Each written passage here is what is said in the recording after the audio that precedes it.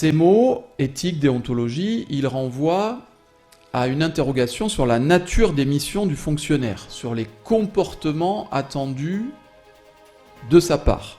Alors on peut faire une distinction entre les deux notions. L'éthique renverrait davantage à un comportement personnel, alors que la déontologie renvoie plutôt à un cadre professionnel.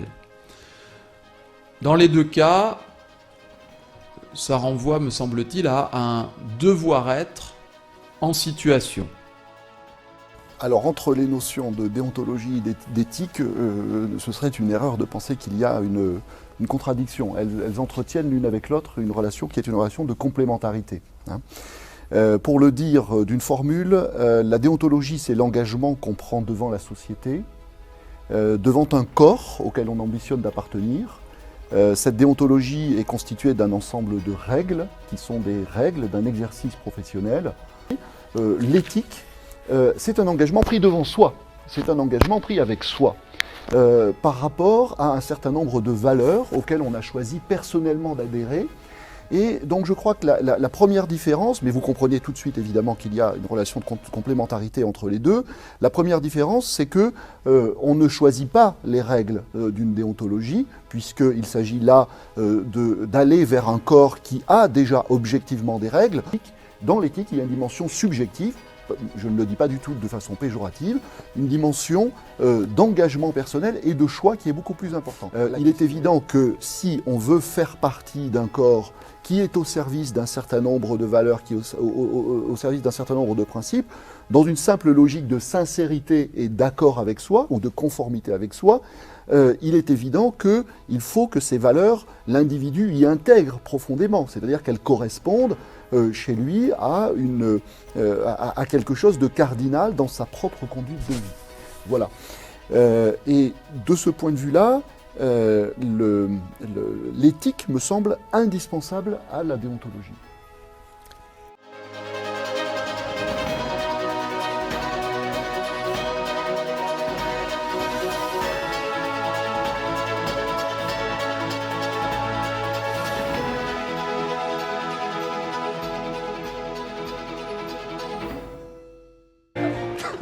Et c'est comme le patient de la 12.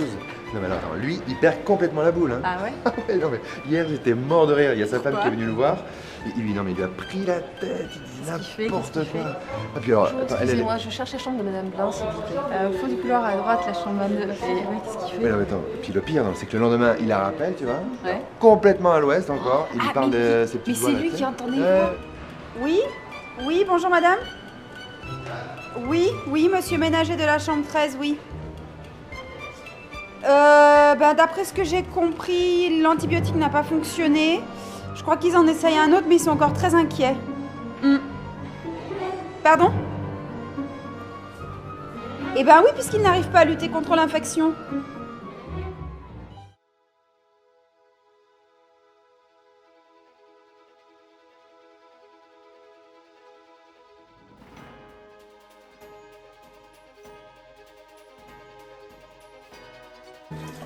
Tu sais, la mère Chardin, la patiente de la chambre 15, Ouais.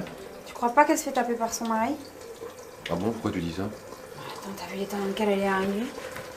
Bah ouais, mais je crois pas. Hein. Bah, elle a dit qu'elle était tombée dans l'escalier, ça a l'air d'être ça. Une chute dans l'escalier, c'est pas un peu gros ça, non? En plus, elle dit que ça se passe pas très bien chez elle. Elle est hyper angoissée, à mon avis, elle a peur, c'est pour ça qu'elle veut pas rentrer chez elle. Ouais, peut-être. Bah, en même temps, j'ai vu son mari hier, il a l'air bien. Hein. Il était hyper attentionné avec elle, il prenait des nouvelles. Puis attends, elle avait pas l'air d'être du tout effrayée. Hein. Oui, moi je me méfierais, tu vois, ça veut rien dire, ça, tu sais bien. Elle a été prévenue, l'assistante sociale? Bah non, pourquoi? La patiente n'a rien dit. Si elle parle pas, on peut rien faire. Hein. Je la sens pas cette histoire. Moi, si elle revient la semaine prochaine et qu'elle s'est fait taper dessus, on est mal. Hein.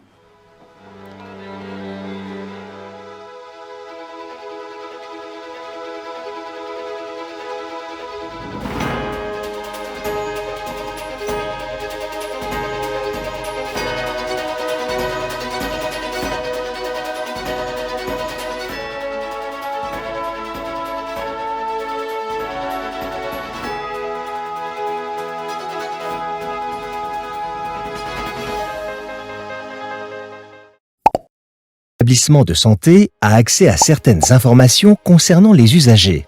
Dossier médical, mais également situation familiale ou données administratives.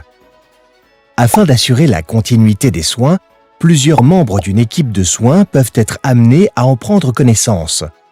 On parle de secrets partagés. Cependant, d'autres personnes peuvent également y avoir accès de par leurs fonctions.